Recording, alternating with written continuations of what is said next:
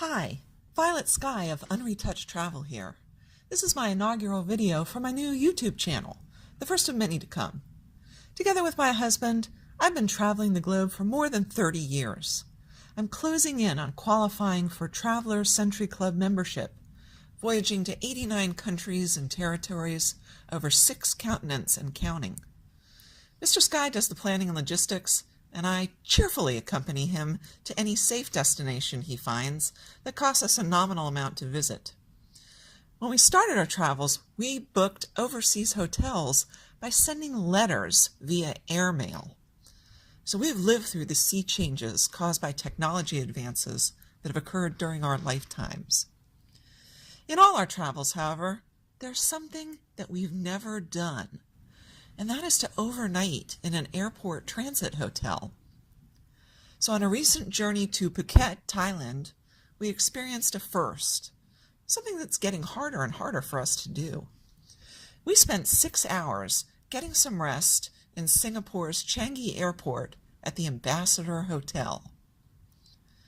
Our JAL flight from Tokyo landed almost exactly at its 12:45 a.m. scheduled time in Terminal 1. But our ongoing flight in the morning to Phuket was due to leave from Terminal 2.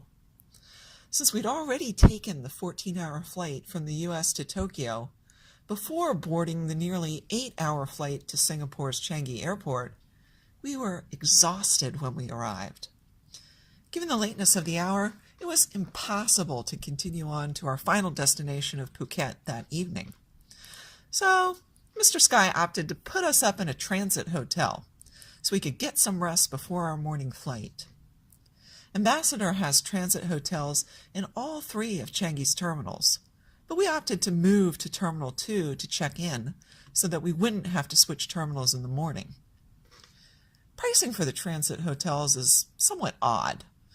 You rent the room by the hour, but it's not one of those hotels. The published rate gets you a 6-hour time block in one of the transit hotel's rooms. If you want more time, you pay for each additional hour. Given that we didn't reach the hotel until 1:15 a.m., and that our flight was due to leave at 9:05 the same morning, we figured 6 hours would be enough time to allow us to sleep, get a shower, and some breakfast in the morning before heading off to Phuket. Check-in was efficient, which was good given the lateness of the hour. One thing that Mr. Sky did was to print out our boarding passes for the Phuket flight before we left from the U.S. You're going to need your ongoing flight boarding pass in order to check into the transit hotel. But since we had our boarding passes, it was no problem. The front desk attendant confirmed that we only wanted the room for 6 hours and kindly told us that she would start our clock at 1:30 a.m., which meant that we had to leave the room by 7:30. She asked if we would prefer a king bed or 2 twins. Since we were bone weary and we didn't want to bother each other, we said we'd take the twin room, and she handed us our key. We headed down the hall and immediately dove for the beds in our relatively small but impeccably clean room. If I'd been a little bit more on the ball, I would have taken a video of the room when it was clean before we messed things up, but I didn't get to it until just before we left. You can see the room has twin beds, a small wall clock, a desk, and a large TV which we never bothered to turn on.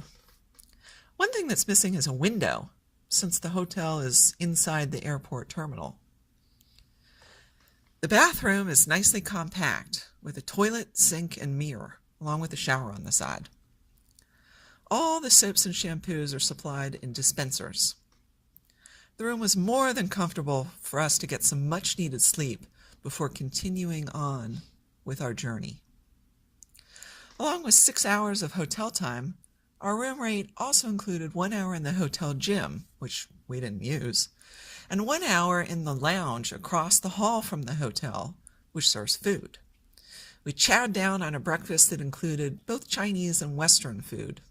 I filled up on noodle soup, scrambled eggs, and spring rolls. All in all, I was very pleased with my stay at the Ambassador Transit Hotel. It served its purpose beautifully, allowing my husband and me to recharge so that we could continue on the final leg of our long journey. So long as it's not too expensive, I definitely recommend using a transit hotel if you find yourself with a long overnight layover after a very long day of flying. If you like this video, please leave it a thumbs up. And please consider subscribing if you want to see more unretouched travel videos. Thanks!